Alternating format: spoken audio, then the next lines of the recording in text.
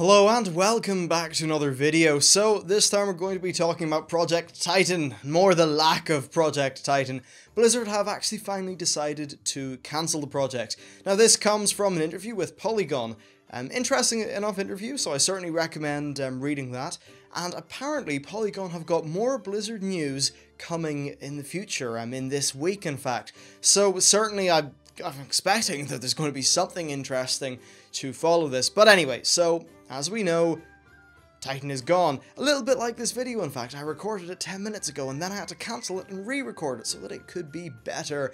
And that's basically what Blizzard have done, you know. They've spent 7 years on Titan, and in the interview, Metzen and Morheim said that essentially they weren't feeling it. They weren't feeling the fun. It wasn't really hitting what it was supposed to hit. It wasn't turning into the sort of Blizzard's gold standard title that they wanted to make.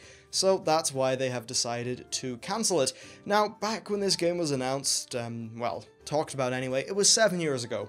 That was before StarCraft came out, it was before Diablo 3 came out, and of course the extremely successful Reaper of Souls, which I think has maybe regained confidence in the Diablo franchise for a lot of people. It was before Hearthstone, and it was before Heroes of the Storm. Blizzard was a very different company back then, and essentially Morheim said that one of the reasons why they decided to develop Titan is they were thinking, well, crap, we have made World of Warcraft. We are doing well, and off that inertia and that hype from making World of Warcraft, they essentially decided, well, let's make another MMO. So they toiled at it. They moved some of their top talent, you know, the experienced staff from World of Warcraft over to Titan for 6 years, and well, you know, it didn't really work out as it really played out. And you know, it's interesting because I wonder if those staff kind of leaving for Titan maybe coincided with what some people would say was a bit of a dip in World of Warcraft quality. It's an interesting thing to think about. But what we do know is, of course, Titan's gone, and what they're going to be doing is they're going to be focusing on sort of different things. World of Warcraft is not going anywhere. Chris Metzen said that they would hope, well, he would personally hope that they would be able to support it forever. So there you go, Chris Metzen, immortal being, as I'm sure we all guessed.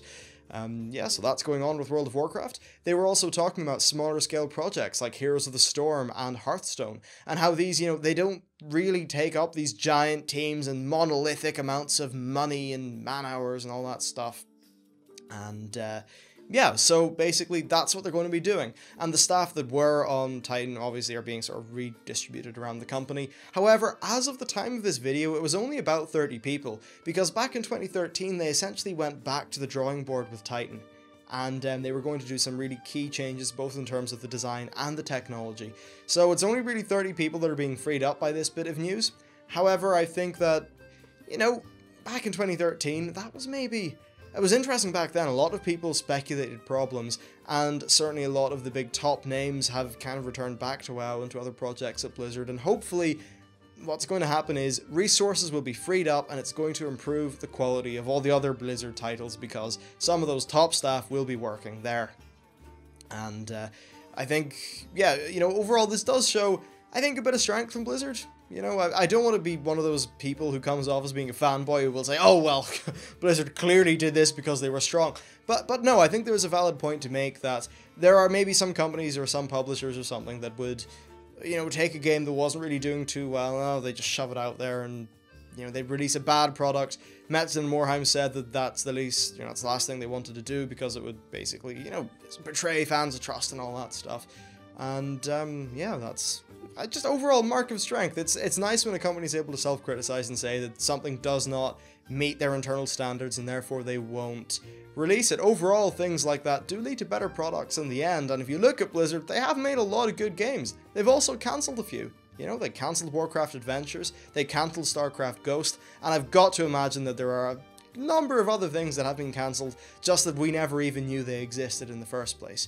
And yeah, just that iterative sort of culture that they've got going on there is probably conducive to some very high quality stuff. Well, what speculation can we do with all of this? Well, I would not be surprised if Blizzard released some sort of teaser, or just a tiny thing, but like a teaser for another small project like Hearthstone or Heroes of the Storm that would be fully fleshed out at BlizzCon, and just to quickly sort of bounce back and follow up from that Titan news. That wouldn't surprise me one bit. In fact, MMO Champion actually reported that they got some unconfirmed talk of a project called Prometheus going on at Blizzard. Though, of course, that was all very unofficial hush-hush, so who the hell knows what's going on there.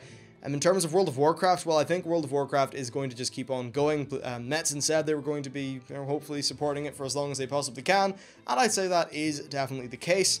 They've increased the size of the team.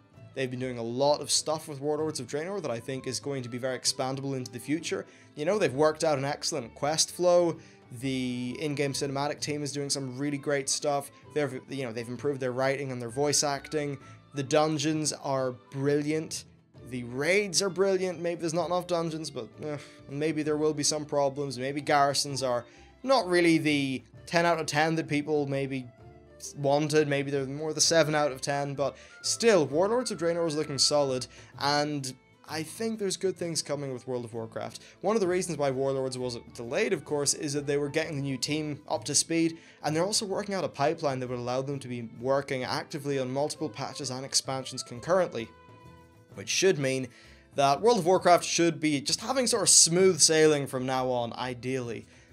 Yeah, so that's really all that I can say. A lot of people are probably going to talk about, say, Warcraft 4 or something like that. I don't think that'll happen, and if Warcraft 4 was to happen, it won't be for quite a while anyway, because it takes Blizzard an extremely long amount of time to develop games anyway, and making the follow-up to Warcraft 3, I think that would take even longer. I mean, just look how long it took them to make Diablo 3 and StarCraft 2.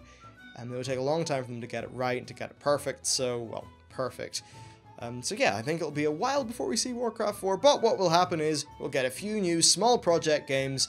We will just see continued development into their other franchises. I think World of Warcraft is going to receive a bit more internal love at Blizzard. Maybe it'll get some more resources. Maybe a few of the big names or, the old hats from Vanilla and BC will be moving back to World of Warcraft. And overall, I think that this just could signal pretty decent things within the company. And I think they made the right decision, personally. Although, that said, it's a little bit unfortunate that Titan's never going to be a thing. We don't really know a great deal about it. Apparently it was going to have some sort of sci-fi, post-apocalyptic and history elements, and that it was most likely not going to be a subscription game.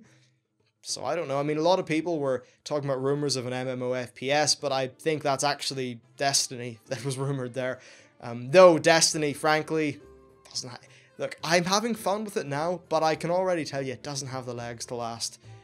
So anyway, yeah, that's what's going on there with Titan. Let me know what you think in the comments of the video. Thank you very much for watching, and I'll see you next time.